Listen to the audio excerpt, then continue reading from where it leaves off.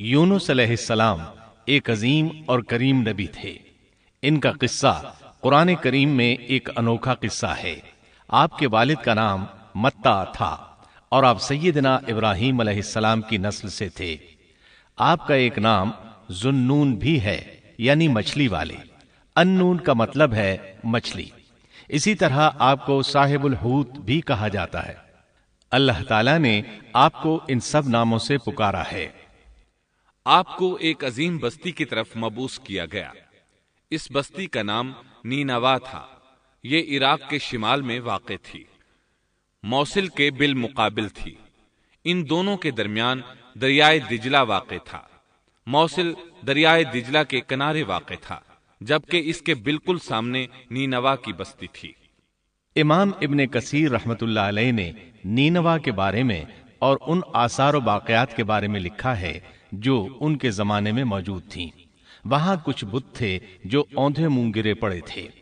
اللہ تبارک و تعالی نے یونس علیہ السلام کو نینوا کی طرف رسول بنا کر بھیجا۔ سورۃ الصافات آیت 139 میں ہے، وَإِنَّ يُونُسَ لَمِنَ الْمُرْسَلِينَ، اور بے شک یونس رسولوں میں سے تھے۔ آگے اللہ آیت 147 میں فرماتے ہیں، وَأَرْسَلْنَاهُ إِلَى 100,000 أَوْ يَزِيدُونَ، اور ہم نے اسے 100,000 بلکہ اور زیادہ آدمیوں کی طرف بھیجا۔ یعنی ان کی تعداد 100,000 سے زیادہ تھی۔ رہا یہ سوال کہ لاکھ سے کتنے زیادہ تھے، اکثر علماء کرام نے وضاحت کی ہے کہ وہ 100,000 سے قریباً 20,000 زیادہ تھے۔ اس طرح بستی والوں کی تعداد 1,20,000 تھی، اور یہ سب کے سب کفر پر تھے۔ یونس علیہ السلام انہیں سال ہر سال دعوت دیتے رہے، لیکن وہ اپنے کفر ہی پر ڈٹے رہے۔ پھر انہوں نے سیدنا یونس علیہ السلام پر ظلم و جبر شروع کر دیا، انہیں دھمکیاں دیں، مصائب و آلام سے دوچار کیا۔ مطلب یہ کہ جس طرح دوسرے انبیاء کرام کے ساتھ کیا گیا، ان کے ساتھ بھی وہی سلوک ہوا۔ آخر آپ نے اپنی قوم کو اللہ کے عذاب سے آگاہ کرتے ہوئے اعلان فرما دیا کہ فلاں دن تم پر عذاب آ جائے گا۔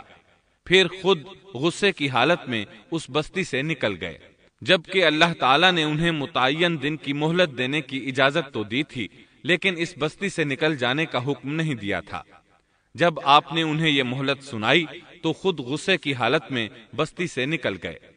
سورہ انبیاء آیت 87 میں اللہ تعالیٰ فرماتے ہیں، وَذَا النُّونِ إِذ ذَّهَبَ مُغَاضِبًا فَظَنَّ أَن لَّن نَّقْدِرَ عَلَيْهِ، مچھلی والے کو یاد کرو جبکہ وہ غصے سے چل دیا اور خیال کیا کہ ہم اسے نہ پکڑ سکیں گے۔ اس آیت کی تفسیر میں امام رازی رحمہ اللہ لکھتے ہیں، جس نے یہ گمان کیا کہ اللہ تعالیٰ اسے پکڑنے کی قدرت نہیں رکھتا، وہ آدمی کافر ہے۔ سیدنا امیر معاویہ رضی اللہ عنہ سے روایت ہے، انہوں نے سیدنا ابن عباس رضی اللہ عنہما سے کہا، آج رات قرآن کریم کی چند آیات کے معانی میں میں الجھ کر رہ گیا ہوں، مجھے کوئی راستہ سجھائی نہیں دے رہا کہ اس الجھن سے کس طرح نکلوں۔ مجھے بس آپ ایسے نظر آتے ہیں جو ان آیات کا مطلب بتا سکتے ہیں، کم از کم میں ان آیات کی تفسیر اور تعبیر نہیں سمجھ سکا۔ ابن عباس رضی اللہ عنہما نے پوچھا، وہ کون سی آیات ہیں؟ سیدنا امیر معاویہ رضی اللہ عنہ کہنے لگے، یونس علیہ السلام کا یہ خیال کرنا کہ اللہ تعالیٰ ان پر قدرت نہیں رکھتے۔ یہ سن کر سیدنا ابن عباس رضی اللہ عنہما نے فرمایا، اس سے مراد یہ نہیں۔ یہ لفظ قدر یہاں تنگی کے معنی میں آیا ہے، قدرت اور طاقت رکھنے کے معنی میں نہیں۔ اللہ تعالیٰ نے قدر بمعنی تنگی اور قدر بمعنی قدرت دونوں کا استعمال کیا ہے۔ تنگی کے معنی کی مثال سورۃ الطلاق آیت نمبر 7 میں ہے، وَمَن قُدِرَ عَلَيْهِ رِزْقُهُ فَلْيُنفِقْ مِمَّا آتَاهُ اللَّهُ، اور جس پر اس کے رزق کی تنگی کی گئی ہو اسے چاہیے کہ جو کچھ اللہ تعالیٰ نے اسے دے رکھا ہے اسی میں سے اپنی حیثیت کے مطابق دے۔ تو اس آیت میں بھی یہی معنی مراد ہے کہ انہوں نے گمان کر لیا ہم ان پر تنگی نہیں کریں گے، یعنی ان کا خیال یہ تھا کہ اگرچہ وہ اللہ تعالیٰ کی اجازت کے بغیر نکل کھڑے ہوئے ہیں پھر بھی اللہ ان پر تنگی نہیں کریں گے، کیونکہ وہ اللہ کے ایک معزز نبی اور رسول ہیں، اور ان کی قوم کے لوگ اللہ کی گرفت اور اس کے عذاب کے مستحق ہیں، انہی پر اللہ کا عذاب نازل ہونے والا ہے۔ اس عذاب کی خبر انہیں پہلے ہی سنا دی گئی ہے اور مہلت دے دی گئی ہے، مگر وہ خود اگرچہ اللہ کی اجازت کے بغیر ہی چلے آئے ہیں پھر بھی انہیں سرزنش نہیں کی جائے گی اور وہ کسی گرفت میں نہیں آئیں گے۔ اللہ تعالیٰ ان کے لیے کوئی تنگی نہیں فرمائیں گے۔ اللہ تعالیٰ سورۃ الانبیاء آیت 87 میں فرماتے ہیں، فظن أن لن نقدر عليه، اس نے خیال کیا کہ ہم اسے پکڑ نہیں سکیں گے۔ مطلب یہ کہ ہم انہیں کوئی سزا نہیں کریں گے اور ان پر کسی طرح کی تنگی نہیں کریں گے، اور وہ سمندر کی طرف چل دیے۔ انہی دنوں میں عذاب الہی کی کچھ علامات نینوا بستی پر ظاہر ہونا شروع ہو گئیں۔ ایک بہت بڑا سیاہ بادل ان کی طرف بڑھنے لگا، اس بادل میں آگ کے شعلے دکھائی دینے لگے۔ ان لوگوں نے یہ بادل ان متعین دنوں میں سے پہلے ہی دن دیکھ لیا۔ اس کو دیکھتے ہی وہ سمجھ گئے کہ جس طرح سیدنا یونس علیہ السلام نے انہیں آگاہ کیا تھا یہ عذاب ان پر نازل ہو کر رہے گا، اور جو عذاب سیدنا لوط علیہ السلام کی قوم پر آیا تھا وہ اس کے بارے میں بھی اچھی طرح جانتے تھے۔ وہ بستی ان کی بستی کے قریب ہی تھی، اس لیے وہ ڈر گئے۔ ان کے سردار جمع ہوئے اور کہنے لگے، جیسے تم سے پہلے لوگوں پر عذاب اترا کرتے تھے تم پر بھی یہ نازل ہو کر رہے گا، جلدی کرو، سب جمع ہو جاؤ۔ چنانچہ انہوں نے اس بات پر اتفاق کر لیا کہ سیدنا یونس علیہ السلام نے بالکل سچ فرمایا تھا۔ اللہ کی قسم، یہ بالکل وہی عذاب ہے، تم اللہ کے عذاب سے نجات نہیں پا سکو گے۔ اس سے بچنے کی ایک ہی صورت ہے کہ تم ایمان لے آؤ اور توبہ کر لو۔ اس طرح وہ سب کے سب ایمان لے آئے، لیکن سیدنا یونس علیہ السلام وہاں موجود نہیں تھے۔ ان کی عدم موجودگی میں یہ سب کے سب یعنی 1,20,000 افراد ایمان لے آئے۔ انہوں نے پیوند لگے کپڑے پہنے اور اللہ کے حضور عاجزی، انکساری اور آہوزاری شروع کر دی، رونے لگے، اللہ سے بخشش مانگنے لگے، پھر اسی حالت زار میں باہر کھلے میدان کی طرف نکل آئے۔ ان کے سرداروں نے سب کو الگ الگ کر دیا، یہاں تک کہ ماں اور بیٹے کو بھی جدا کر دیا۔ سب اپنی اپنی جگہ پر یعنی ماں اپنی جگہ پر اور بیٹا اپنی جگہ پر آہوزاری کرنے لگے تاکہ ان پر اللہ تعالیٰ کی رحمت نازل ہو جائے۔ یہ عذاب 3 دن تک ان کے سروں پر منڈلاتا رہا، اور یہ بھی مسلسل آہوزاری کرتے رہے، اپنی عاجزی ظاہر کرتے رہے، معافیاں مانگتے رہے۔ آخر کار اللہ تعالیٰ نے ان پر رحم و کرم فرما دیا اور عذاب کو ان سے پھیر دیا۔ اللہ تعالیٰ سورہ یونس آیت 98 میں فرماتے ہیں، فلولا كانت قرية آمنت فنفعها إيمانها إلا قوم يونس، چنانچہ کوئی بستی ایمان نہ لائی کہ ایمان لانا اس کے لیے فائدہ مند ہوتا سوائے یونس کی قوم کے۔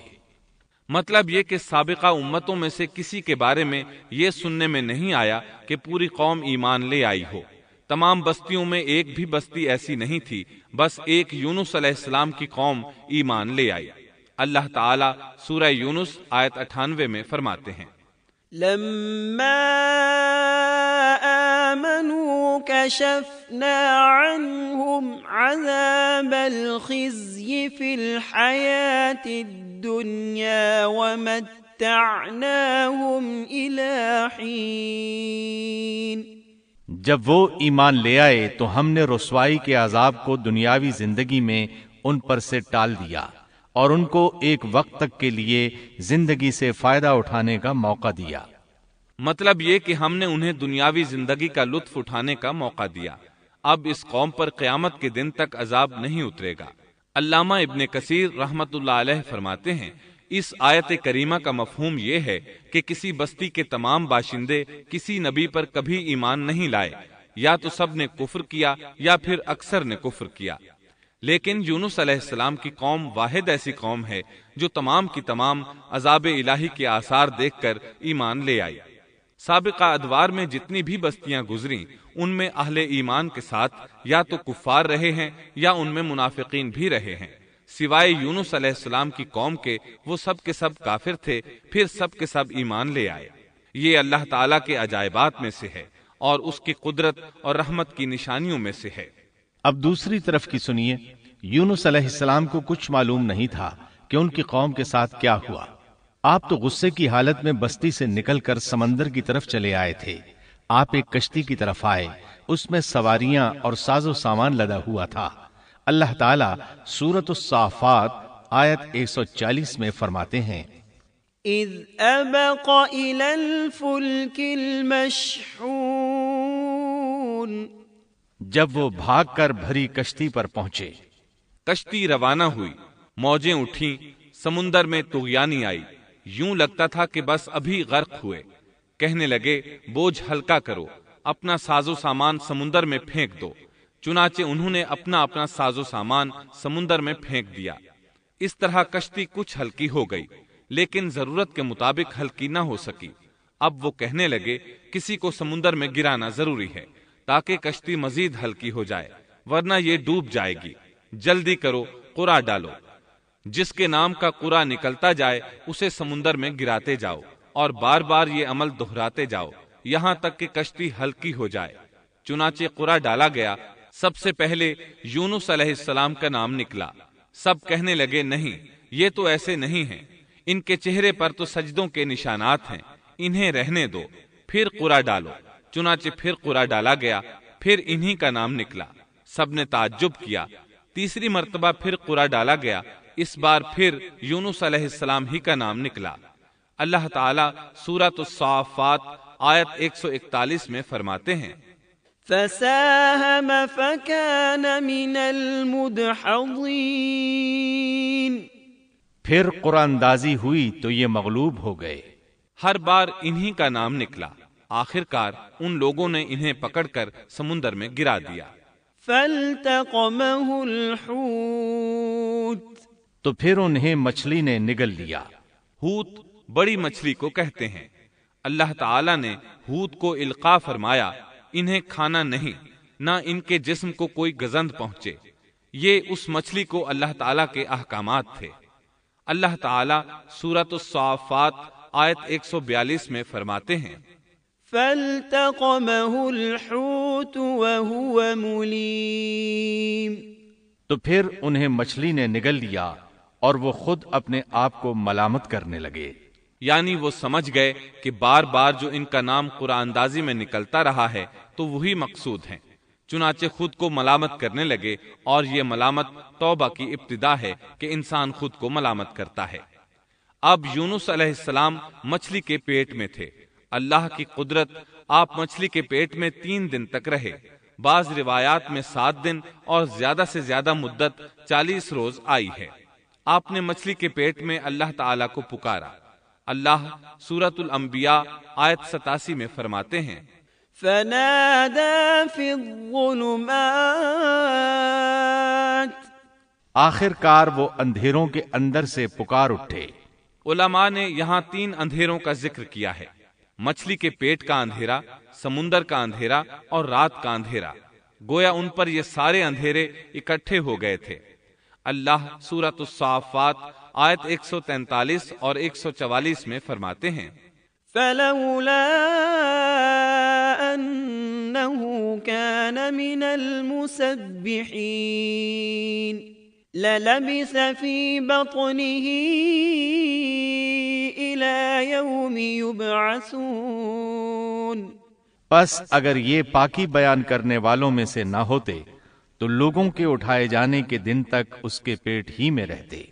مطلب یہ کہ اگر آپ اللہ تبارک و تعالی کی تسبیح نہ بیان کرتے تو مچھلی کے پیٹ ہی میں رہتے۔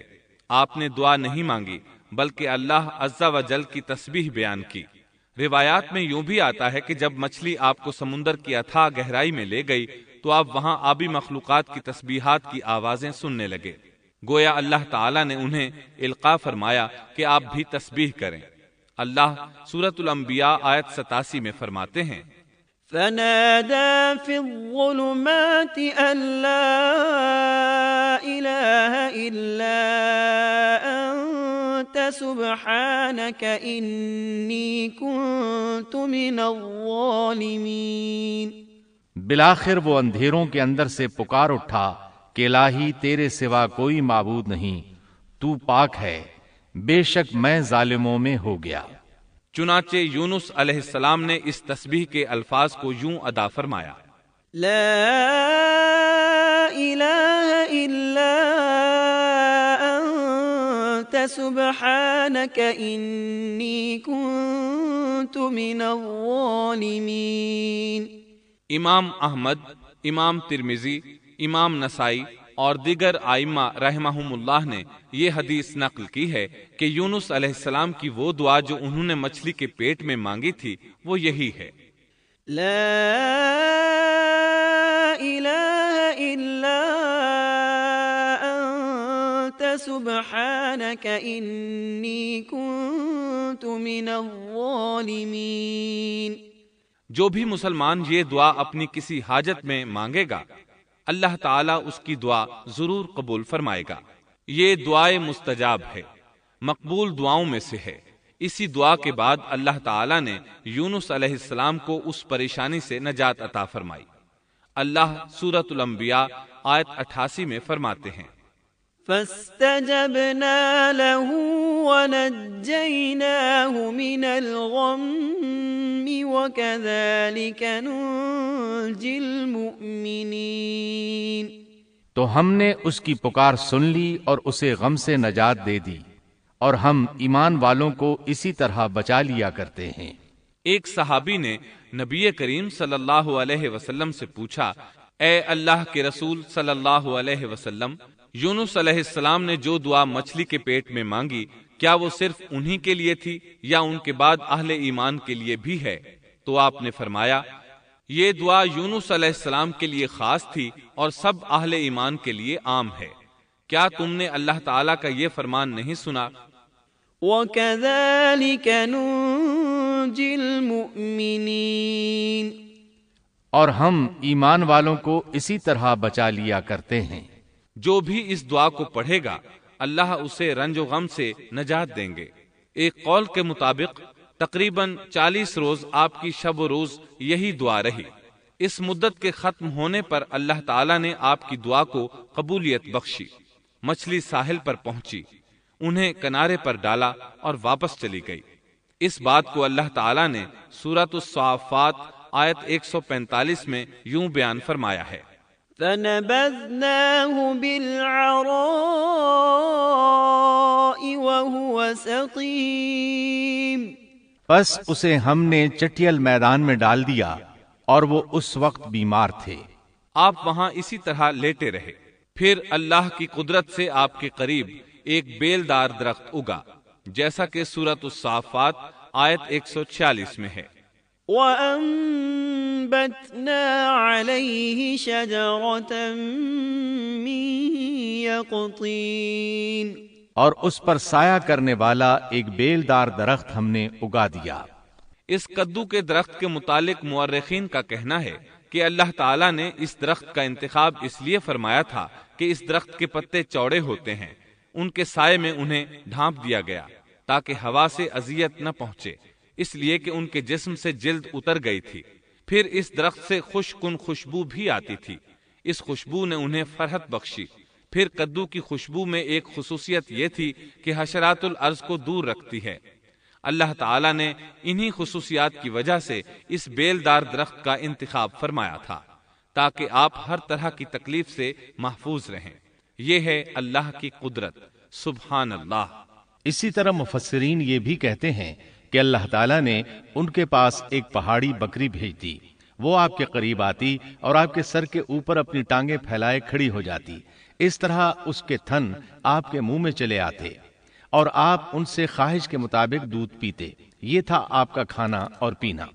رفتہ رفتہ آپ کی حالت بہتر ہو گئی، توانا اور تندرست ہو گئے، پھر آپ اٹھنے کے قابل ہو گئے، اور یہ سب اللہ تعالیٰ کی مہربانی سے ہوا۔ جب آپ کی صحت لوٹ آئی تو اللہ تعالیٰ نے آپ کو پھر آپ کی قوم کی طرف بھیجا، جیسا کہ سورۃ الصافات آیت 148 میں ہے۔ وَأَرْسَلْنَاهُ إِلَى 100,000 أَوْ يَزِيدُونَ فَآمَنُوا فَمَتَّعْنَاهُمْ إِلَى حِينٍ۔ اور ہم نے اسے 1,00,000 بلکہ اور زیادہ آدمیوں کی طرف بھیجا، پس وہ ایمان لے آئے اور ہم نے انہیں ایک زمانے تک عیش و عشرت دی۔ وہ سب کے سب آپ پر ایمان لے آئے تھے۔ اللہ تعالیٰ نے اس قصے کے ذریعے نبی کریم صلی اللہ علیہ وسلم کو اشارہ فرمایا ہے کہ دعوت دیتے ہوئے اکتانا نہیں۔ اللہ سورۃ القلم آیت 48 میں فرماتے ہیں، وَلَا تَكُن كَصَاحِبِ الْحُوتِ، اور مچھلی والے کی طرح نہ ہو جائیے۔ ان لوگوں کو دعوت حق دیتے رہیے۔ دیکھیے وہ سال ہر سال دعوت دیتے رہے لیکن اکتائے نہیں، ان سے مایوس نہیں ہوئے۔ ان کی پوری بستی میں سے ایک بھی ان پر ایمان نہیں لایا تھا، لیکن جب ان سے مایوس ہو گئے تو انہیں اللہ کے عذاب سے آگاہ کر دیا اور منہ پھیر کر چل دیے تو وہ سب کے سب ایمان لے آئے۔ اللہ تعالی سورۃ القصص آیت 56 میں فرماتے ہیں، إنك لا تهدي من أحببت ولكن الله يهدي من يشاء۔ آپ جسے چاہیں ہدایت نہیں دے سکتے، بلکہ اللہ تعالیٰ ہی جسے چاہتا ہے ہدایت دیتا ہے۔ اس قصے میں بہت بڑا سبق ہے کہ کسی بھی حالت میں اللہ کی رحمت سے مایوس نہیں ہونا چاہیے اور نہ ہدایت کے معاملے میں اپنی ذات پر بھروسہ کرنا چاہیے۔ ہدایت تو بس صرف اللہ تعالیٰ ہی کی طرف سے ہے، آپ کے ذمے تو پیغام حق پہنچا دینا ہے۔ اللہ سبحانہ و تعالیٰ کے ذمے ہدایت سے نوازنا ہے۔ اللہ تعالیٰ نے انہیں پاک صاف بنا دیا، انہیں چن لیا۔ اللہ خود ہی سورۃ القلم آیت 50 میں وضاحت فرماتے ہیں، فاجتباه ربه فجعله من الصالحين۔ اسے اس کے رب نے پھر نوازا اور اسے نیک لوگوں میں کر دیا۔ امام مسلم نے ایک حدیث روایت کی ہے کہ نبی کریم صلی اللہ علیہ وسلم نے فرمایا، لا ينبغي لعبد ان يقول انا خير من يونس بن متى۔ تم میں سے کوئی شخص ہرگز یہ نہ کہے کہ میں یعنی محمد یونس بن متی سے بہتر ہوں، یعنی یوں نہ کہے کہ میں سیدنا یونس علیہ السلام سے افضل ہوں، وہ اس طرح کہ وہ تو اپنی قوم کے ایمان لانے سے مایوس ہو گئے تھے اور میں مایوس نہیں ہوں۔ اس طرح بالکل نہ کہے، کیونکہ بالآخر اللہ تعالیٰ نے آپ کو چن لیا اور برگزیدہ بنا لیا اور صالحین میں داخل کر لیا۔ اس واقعے میں نبی کریم صلی اللہ علیہ وسلم کو جو ہدایت دی گئی ہے اس کا ذکر سورۃ القلم آیت 41 میں آتا ہے، فاصبر لحكم ربك ولا تكن كصاحب الحوت۔ پس تو اپنے رب کے حکم کا صبر سے انتظار کر اور مچھلی والے کی طرح نہ ہو جا۔ مطلب یہ کہ یونس علیہ السلام کی مانند نہ ہو جائیے جو اپنی قوم کے ایمان لانے سے مایوس ہو گئے تھے۔ یقیناً دین کی دعوت اور حق کے پرچار میں یہ بہت عظیم سبق ہے کہ دائی اللہ کو کبھی مایوس نہیں ہونا چاہیے۔ یونس علیہ السلام کا قصہ ختم ہوا۔